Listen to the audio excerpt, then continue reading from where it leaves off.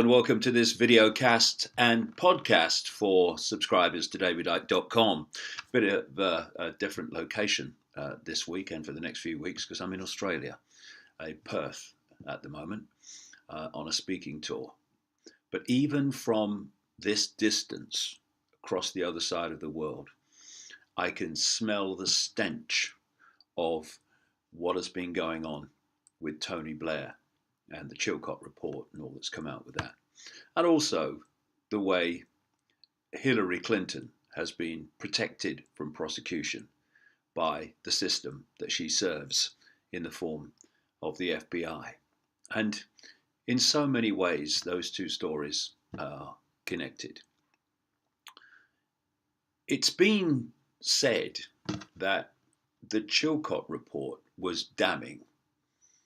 And in terms of Blair, on one level, it was, but only up to a point. It's very noticeable to me, anyway, that the report went so far, because there's no way that this guy Chilcot was going to be able to not heavily criticize Blair. Too much has come out already about what went on in the run-up and subsequent invasion of Iraq in 2003.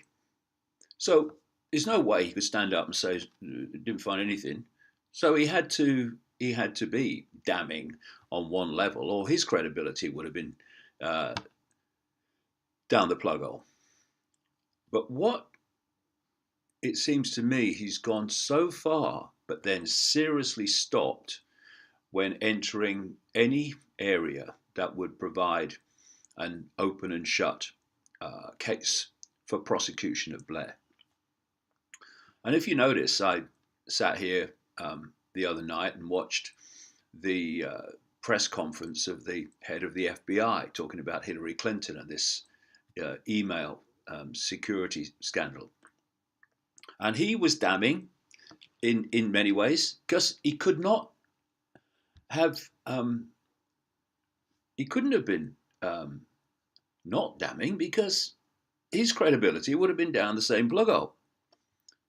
So he's going on about all these things that were done that shouldn't have been done in terms of classified emails on our own server, etc., of Hillary Clinton.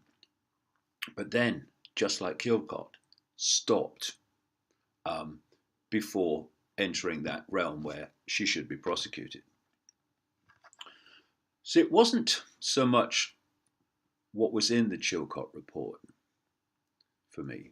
It was what was not in it.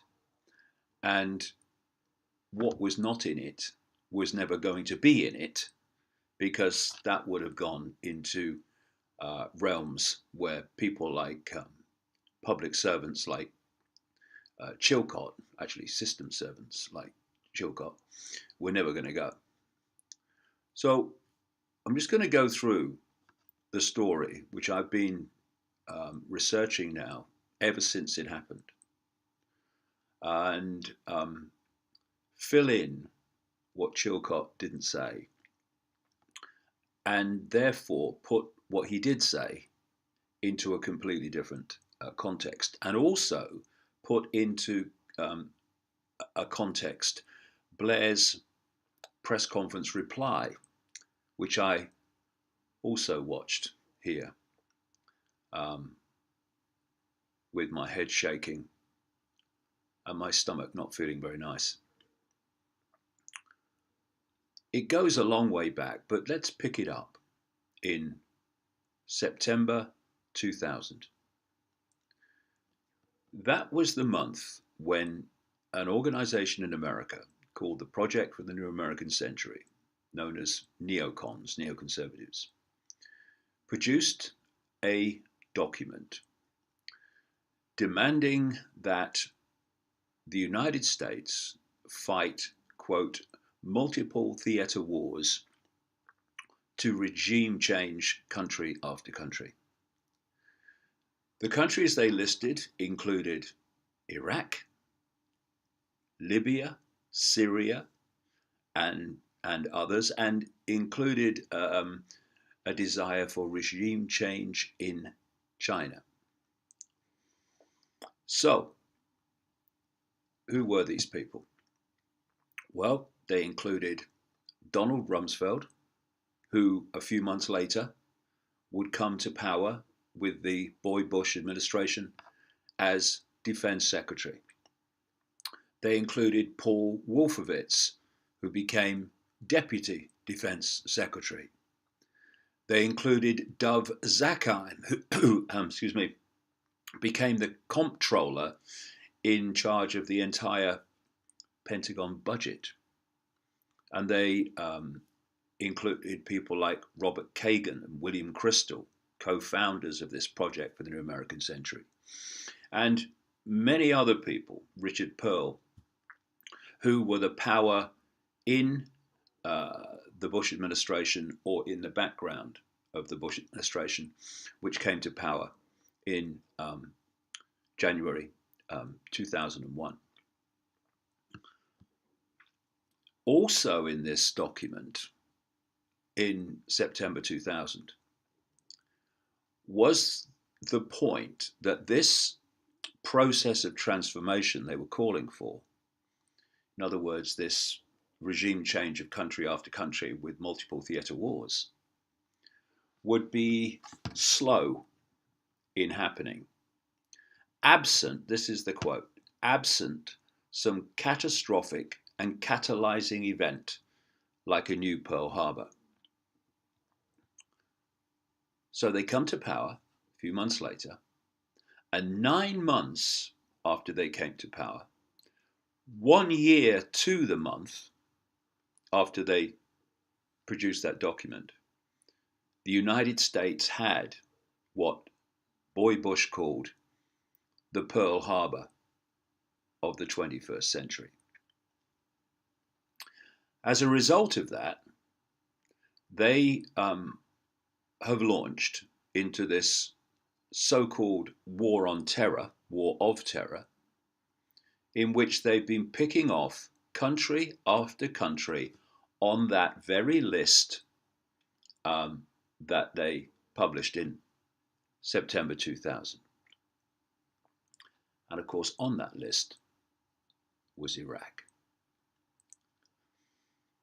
Then we move to General Wesley Clark, former NATO Supreme Commander.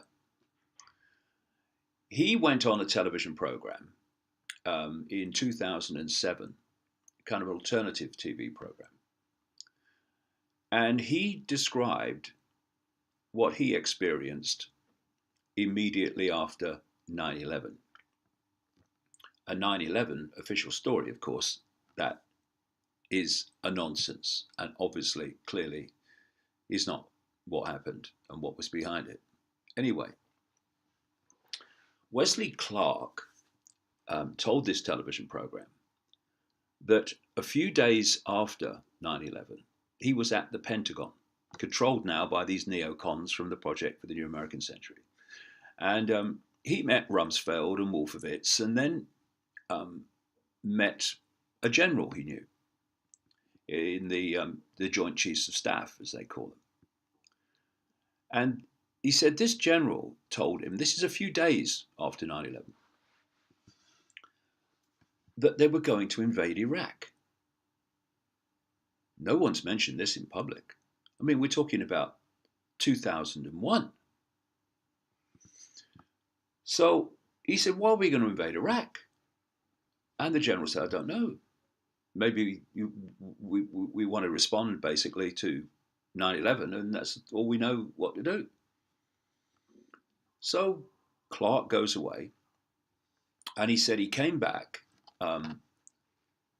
some weeks later, just a few weeks later, by which time the United States was invading Afghanistan.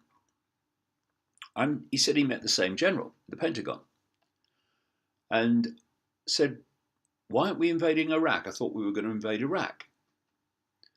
And he said, the general said, it's worse than that, sir. And he picked up a piece of paper, and he said, "We've just had this from upstairs. We're going to invade 7 countries in 5 years." And those countries included Iraq, Libya, Syria, and others. And so what Clark told this program is that basically there had been a coup by this Project for the New American Century. And they were going to turn these countries over so that they could take them over, take over the Middle East. So within a few days of September or 9/11 in September 2001, Clark was told the plan was to invade Iraq. This week, after the Chilcot report, a man called Admiral Lord West, who was a former First Sea Lord and chief of the naval staff in Britain, told Channel 4 News that he was told in 2002 that Britain was going to invade Iraq with the United States. Long before the invasion actually took place in 2003, it was all planned to happen because they were going to pick this list off of countries for regime change. And so when Blair is going on about getting UN resolutions and what a good job he did to get the Americans to seek a UN resolution, this was not to in any way stop the invasion. It was to find a way of justifying it to the British Parliament and the British people. Because this was always going to happen. And Blair knows this. All this stuff going on to justify what happened. He knew all this. And so when they were saying in the run-up to the war, look, if Saddam will comply, then this war doesn't have to happen. Absolute lies. It was always going to happen for these reasons. And of course, when you're trying to pick off a list of countries for regime change, and you haven't got a good enough excuse to do it, then what do? You make them up. And that's where weapons of mass destruction came from. It was just a made-up lie to justify the invasion and ticking countries off this list. So when Sir John Chilcot, in this damning report, talks about Blair and Cupp having genuinely held views, they were genuinely held views. They were following a script. And that Blair did not improperly influence the intelligence. Nonsense! Why has there been so much controversy over the dossier produced by British intelligence? A contradiction in terms, to justify the war. Because Chilcot even is saying that there was no justification at that time for a war. And this so-called dodgy dossier produced by British intelligence to justify the war, which had Tony Blair standing up in Parliament, lying through his teeth about Saddam having the capability of unleashing weapons of mass destruction within 45 minutes. This dossier was a pack of bloody lies and made up stories because it had one purpose and one purpose alone, and that was to justify the invasion and pick off a country on the list because they never had a real reason and a good reason to do it. And when They talk about here the dossier and not being improperly influenced and all this stuff. This is a story from the Guardian newspaper, dated February the 7th, 2003. Headline: UK war dossier a sham, say experts. Downing Street was last night plunged into acute international embarrassment after it emerged that large parts of the British government's latest dossier on Iraq, allegedly based on intelligence material, were taken from published academic articles, some of them several years old. They did a cut and paste job just to give something to keep the population happy. Oh, see, it's right. Cut and pasted it. Amid charges of scandalous plagiarism on the night when Tony Blair attempted to rally support for the US-led campaign against Saddam Hussein, Whitehall's dismay was compounded by the knowledge that the disputed document was singled out for praise by the US Secretary of State Colin Powell in his speech to the UN Security Council on Wednesday. See, what's happening is the British government, led by Blair, not the British government, it wasn't the British government, there was no cabinet government. The British representatives of the global cabal, called Tony Blair and co., their job was to produce, quote, intelligence to justify to Parliament and justify to the public this invasion of Iraq, which has been long planned and was always going to happen, whatever. And Colin Powell was doing the same at the UN on behalf of America. And ironically, he is quoting to support his case for invasion of Iraq, cut and pasted stuff produced by the British intelligence and the Blair cabal within the British government. Here we go. This is talking about a Powell at the UN, citing the British dossier entitled "Iraq: Its Infrastructure of Concealment, Deception and Intimidation" in front of a worldwide television audience. Mr. Powell said, "I would call my colleagues' attention to this fine paper, cut and pasted off the internet, that the United Kingdom distributed, which describes in exquisite detail Iraqi deception activities." This describes in exquisite details the American British government's deception activities. But this article says, on Channel 4 News last night, it was revealed that 4 of the report's 19 pages had been copied with only minor editing and a few insertions from the internet version of an article by Ibrahim al-Marashi, which appeared in the Middle East Review of International Affairs last September. This is written, obviously, in 2003. Though that was not the only textual embarrassment, Number 10 seemed determined to tough it out last night. In other words, we cut and paste it, don't matter. So here we have a thread where the decision was made before 9/11. Back in September 2000, it first came to light, but it would have been made long before that they were going to invade these countries and they were going to invade Iraq.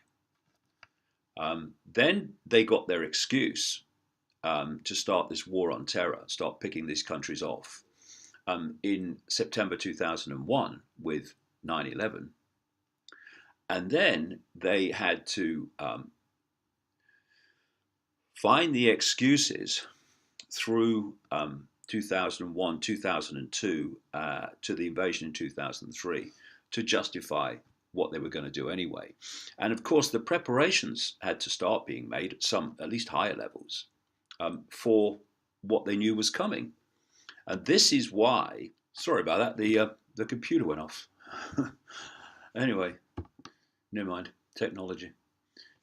So this is why the former First Sea Lord, this guy, Admiral Lewis, said he knew about and was told about the invasion of Iraq with the Americans in 2002. It's because it was all in the planning. And Tony Blair didn't know that. I mean, what? Of course he knew that. Because he knew it was going to happen. And so when we look at this other aspect of this story, not mentioned by Chilcot,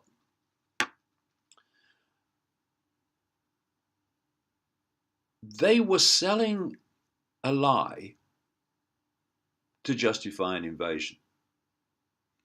But there was a man called Dr. David Kelly, a British weapons inspector, who knew they weren't telling the truth. And he spoke to a BBC reporter and said that the dossier had been sexed up. In other words, it wasn't the truth. And he knew that because he'd visited Iraq many times. He knew what the situation was there. And his name eventually came out as the source of that BBC report. And he was vilified by the establishment. And the situation was still, however, that he had the knowledge to demolish the dossier of nonsense. And he then went for a walk in the woods from his home in that period and never came back. He was supposed to have committed suicide, but as one group of doctors alone have pointed out, the official story of how he committed suicide is basically a medical impossibility. They killed him because this war, this invasion of Iraq, was going to happen and nothing was going to stop it. And this is the reason why, as Chilcot pointed out, you had a situation where there was no cabinet government. Blair and a few people around him were doing all the decision making because they had to keep from the cabinet, as they did from Parliament and the public in general, the information that would have got them to oppose the war, oppose the invasion. So it was all done in a little group, and excluded even the cabinet of the British government from so much information, and kept them out the loop, so that this invasion that was never not going to happen happened. And so Chilcot went so far, but no further. And he did mention one area, and that was the decision by the British Attorney General, Lord Goldsmith, in the end, that going to war with Iraq would be legal under international law. However, the first response from Goldsmith was that it wouldn't be legal. And then suddenly, just in time, he changes his mind and says, oh, actually, it would be legal. Nothing's changed, only his mind. Why? Because they needed that Attorney General opinion that the war was legal to justify the war and dilute opposition. And so Goldsmith changed his mind miraculously, and suddenly a war he thought was illegal suddenly became legal. And the common theme of all this, which pulls it all together, is that this war was going to happen. This invasion of Iraq was going to happen, and nothing was going to stop it. So anything or anyone who got in the way was going to be dealt with in some way or other, and any problem was going to be dealt with. Now, like I say, Chilcot went so far in his report in having a go at Blair, basically, but not so far that there was an open and shut case for prosecution. And I personally don't believe that that is a coincidence. So we had the catastrophe that was Iraq, and it has cost the lives of staggering numbers of people and destroyed the lives of staggering numbers of people. And it created the upheaval in the Middle East, which has led to the ongoing catastrophe. But Blair held a news conference, an excuse conference, on the day of Chilcot, and tried to explain away the appalling things that he did. And one of them, somehow, was that the world is now a safer place with Saddam gone than it would have been had he still been there. Well, has anyone seen the Middle East? It's torn asunder, and it's been gathering ever since the invasion of Iraq. He talks about fighting terrorism when he was warned, the Chilcot report says this, before the invasion of Iraq, that invading Iraq would make terrorism worse. But he still did it because it was going to happen, because the hidden hand that controls him and controls Bush said it was going to happen. He talks about the catastrophe that's followed Iraq in the Middle East, being and what followed the invasion of Iraq in Iraq itself, the turmoil and violence that followed, and the internal strife and fighting. He tries to blame that on Assad in Syria. I mean, I do wonder for the man's sanity. I really do. And he talked about 9/11. Well, in a post 9/11 world, what he doesn't say, but he must know, surely, is that 9/11, the 9/11 official story makes no sense. There are groupings of pilots and groupings of building engineers, specifically who've come together since 9/11 to point out that the official story of the flying of those planes and the official story of how those buildings came down is nonsense. And the reason it's all nonsense is because it's a cover for the fact that that was an inside job. An inside job to create the problem, get the reaction from people, fear, hostility, do something, so they could offer the solution to the problem, which has been the war on terror. And the invasion of Iraq was justified through this whole war on terror scenario that followed 9/11. So he's saying in a post 9/11 world we were faced with this. No, 9/11 was created to justify the invasion of Iraq and these other countries and all this anti-terrorism, so-called military, these military operations around the world and in the Middle East. And he also talks about the fact that if Saddam had have stayed in power and the Arab Spring had come along, then he would have reacted to it in a very extreme way. Again, what Blair doesn't say, but he must know, is that the Arab Spring was totally manipulated to justify and to create a cover story to hide behind, picking off these countries on that original list of the Project for the New American Century in September 2000. Who else was on the list? Libya. And of course, the Libya invasion and turning it into the desperate basket case it's become of violence was not done by Bush and Blair.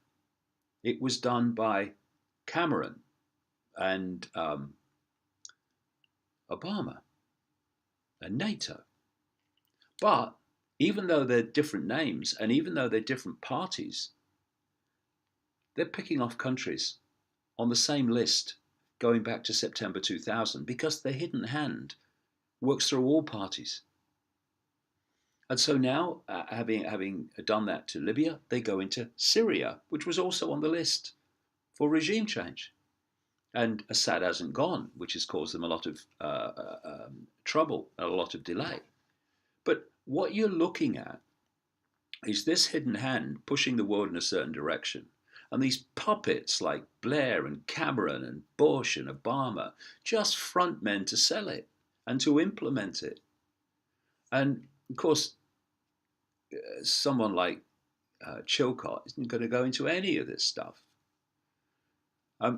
So the Arab Spring, so-called spontaneous uprisings of the people, was all manipulated through organizations, particularly that are controlled by George Soros, the billionaire bag carrier for the Rothschilds, the Rockefellers. And so what Blair was doing in his response was to use as excuses for why he did what he did situations that were created by the very networks that wanted the invasion of Iraq. It's hilarious, but if you don't connect the dots, you can't see this. And let's not forget this very relevant point. The same people that told us there were weapons of mass destruction in Iraq were the very same people, not even the same agencies, the same people that told us the official story of 9/11. And we have now the mainstream media accepting that there were blatant, monumental lies told about weapons of mass destruction in Iraq to justify that invasion. And yet, the same mainstream media accepts every detail of the official story of 9/11, which was given to them by the same people as gave them the story of weapons of mass destruction in Iraq. Another thing that Blair used to justify his actions was they were fighting Al-Qaeda.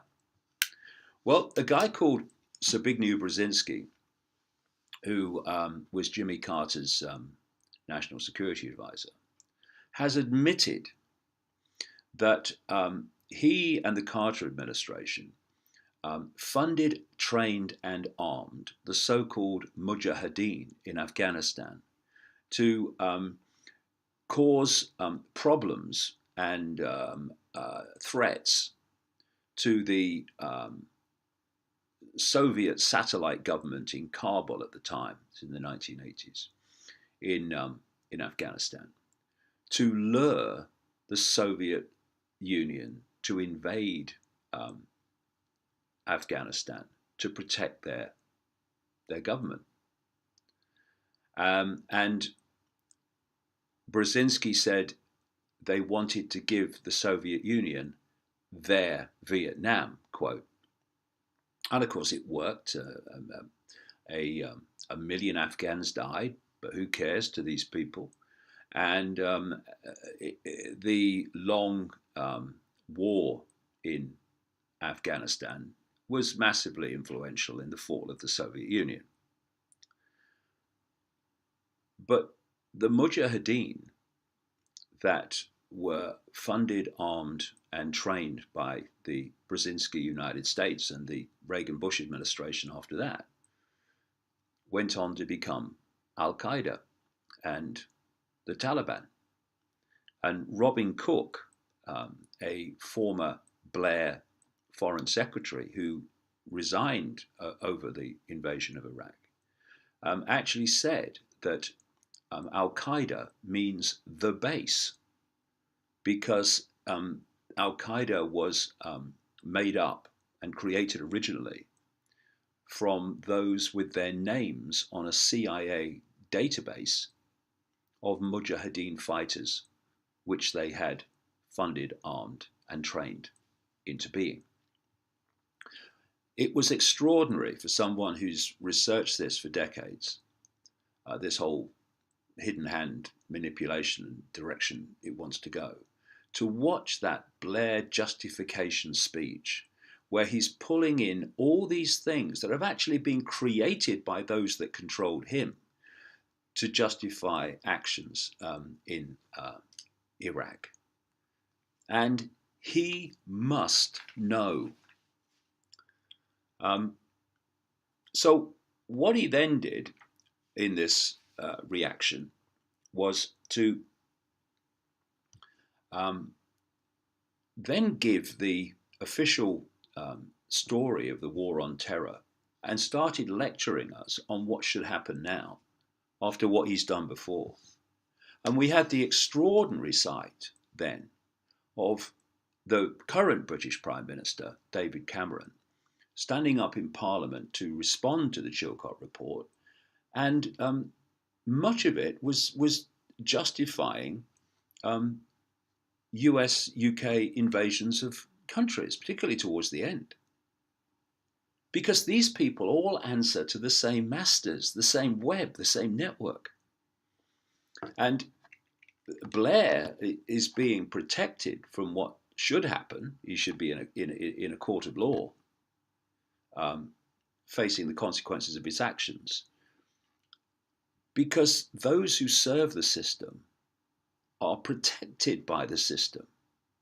So in this same few days, you've had Blair protected by Chilcot, in effect, and protected from prosecution. And you've had Hillary Clinton protected from justified prosecution over these massive security breaches on her email server by the FBI. Because the FBI is an asset of the web, Hillary Clinton is an asset of the web, Tony Blair is an asset of the web, David Cameron's an asset of the web, and the British establishment in general is an asset of the web. So they all look after each other. And there are times, like with Chilcot and with the FBI, where the evidence that has come out against people is such that they can't just say, oh, no, there's nothing in it, because they couldn't get away with it. So they have a go at them. Oh, yes, there's that, but they don't go so far that these people get the comeuppance that they should be getting for their behaviour.